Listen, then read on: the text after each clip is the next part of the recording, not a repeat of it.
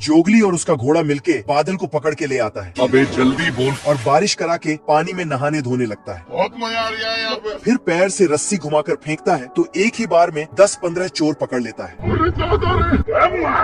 और 1-2 घूसे में चोर के सोने का दांत निकाल लेता है और 1-2 खुद ही पहन लेता है। फिर अपना ताकत दिखाते हुए आगे जाता है। अच्छा। तभी इधर से एक लड़की मछली से स्टंट करते हुए आती है और जोगली को देखकर मेकअप लगाती है। साला जोगली उसे देखते ही प्यार कर बैठता है और बाबू सोना करने में लग जाता है। बाबू। और इधर बेचारा घोड़ा अकेले ही रह जाता है। मेरे साथ अन्याय हुआ है। जोगली दूसरे शहर के बादल को रस्सी से बांध के ले आता है और अपने शहर में बारिश करवाता है क्योंकि शहर पूरी तरह से सूख चुका था, इसलिए पूरे शहर में नदी भी बना देता है। जोगली बहुत ताकतवर है, ये बड़े से बड़े तूफान को रस्सी से बांधकर काबू कर लेता है और तूफान पर बैठ के बीड़ी बनाता है और साला बिजली से उसमें आग लगाता है। फिर तूफान को पिस्तौल से डरा डरा कर भगा देता है। दरअसल जोगली का पालन पोषण भेड़ियों ने ही किया था और दूसरे जानवर के साथ मिलकर खेल कूद करता था। जोगली खरगोश से भी तेज फुदकता था। ये अजगर जोगली को। बेचारा अजगर तो इल्ली बन के भाग जाता है। जोगली हड्डी चबा रहा था। तभी 3 भेड़िए भी हड्डी चबाने आते हैं, लेकिन जोगली इस घोड़े को गिद्ध ने चारों ओर से घेर लिया था। तभी जोगली ऊपर से देख लेता है। फिर घोड़े और जोगली में दोस्ती हो जाती है। ये लोमड़ा कुत्ते के नजरों से बचकर एक गमछा लाके बिछाता है और उसमें पैर रगड़ रगड़ के चुंबकीय शक्ति बनाता है। फिर अपना एक बाल उठा के टेस्ट करता है। फिर तो ये अपने शक्तियों से एक भेड़ को खींचता है, लेकिन तभी लोमड़ा ही ऊपर उठ जाता है क्योंकि कुत्ते ने भी शक्ति हासिल कर लिया था। फिर कुत्ता लोमड़े को। अब की बार लोमड़ा तीर से एक भेड़ को खींचता है और भेड़ को उठा के अपना घर भाग जाता है। फिर उसे पकने के लिए चूल्हे में डाल देता है। मैं बैठा हूँ किस्मत के भरोसे। और पकते ही बाहर करने जाता है, लेकिन साला कुत्ता चूल्हे से ही निकलता है। अब की बार लोमड़ा एक हड्डी लाके कुत्ते को दिखा के फेंक देता है। फिर लोमड़ा नीचे बहुत बड़ा भेड़ों का तस्वीर लगा के भेड़ चोरी करने चला जाता है, लेकिन खुशी के मारे जल्दीबाजी में नकली भेड़ को ही चबा डालता है। तभी पीछे से कुत्ता मारता है। इस दादाजी का तबीयत बहुत खराब हो जाता है, जिससे जूते बनाने का काम रुक जाता है। तभी कुछ बौने इधर उधर से निकलता है और चुपके से अंदर आके जूते बनाने लगता है। रुक जा। ये बौने जूते को मशीन में डालकर उसमें छेद कर देता है। अच्छा। ये बिना रुके जूते पे किल ठोकता है। आज कमाएगा तो कल बैठकर खाएगा। ये बौना किल ठोकने के जगह दूसरे बौने को ही ठोक देता है। ये क्या तमाशा लगा रखा है तूने? थोड़ा बातचीत करके किल को दूसरा जगह लगा के उसे ठोकने जाता है, लेकिन फिर दूसरे बौने ने थोड़ा दिमाग लगा के बोला, ले मेरे पैर में ही मार। ठीक है। तब जाके किल को ठोक पाया। ये आता है और जूते को थोड़ा ऊपर की ओर खड़ा करता है, फिर उसका नाम बदल देता है। साला ये बौना तो बीन बजाते हुए जूते का फीता बांधता है। सारे बौने मिलके एक ही जूते को काट पिट के और ठोक ठाक के चमत्कार कर देता है।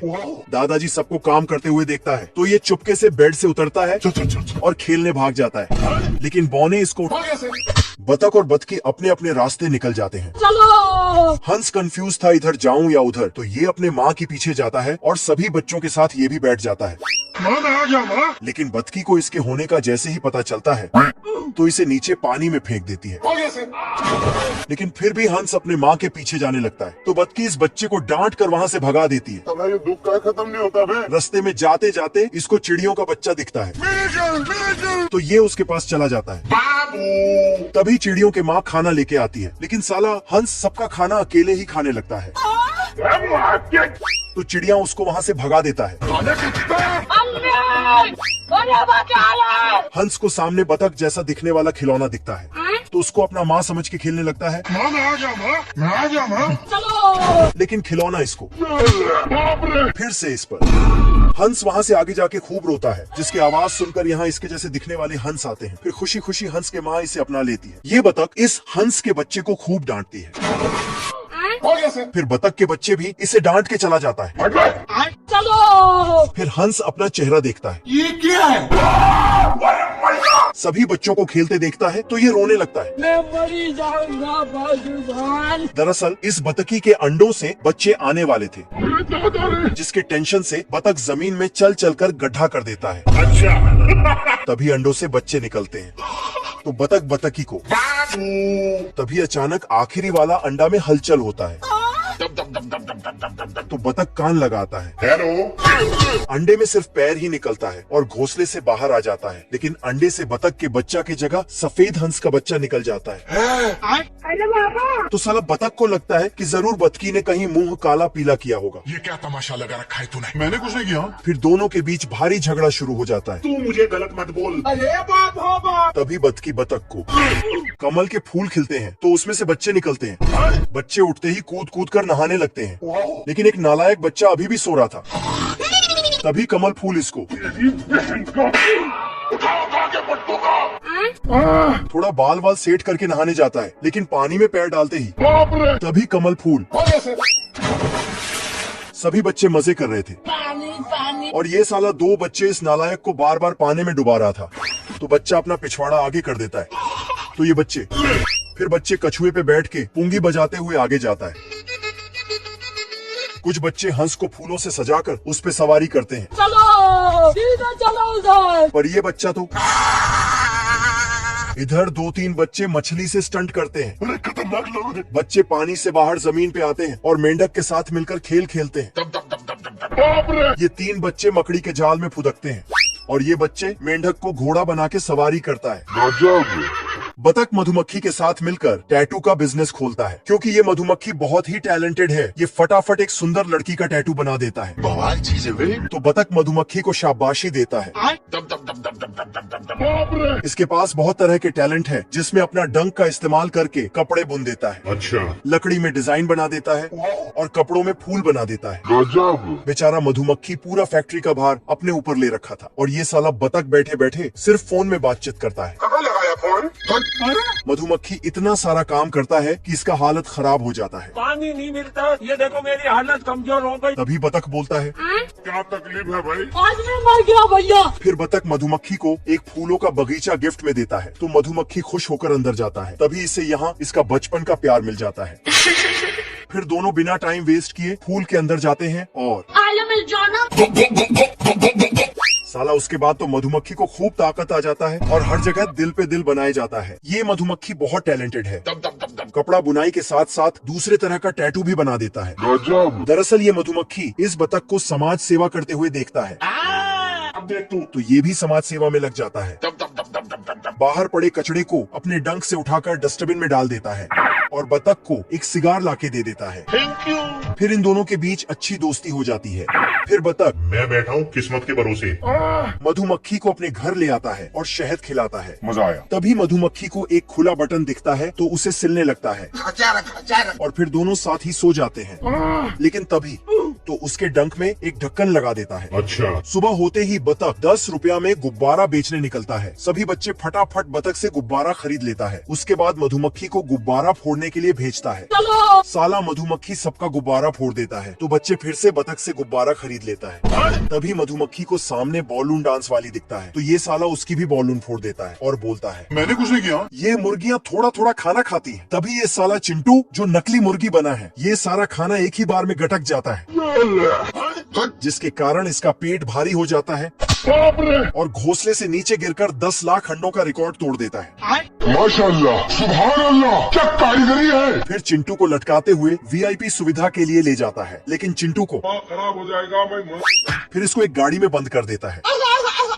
जिसमें एक और नमूना पहले से मौजूद था। चिंटू बाहर देखता है कि हमें तो चिकन डिनर के लिए ले जा रहा है। चलो।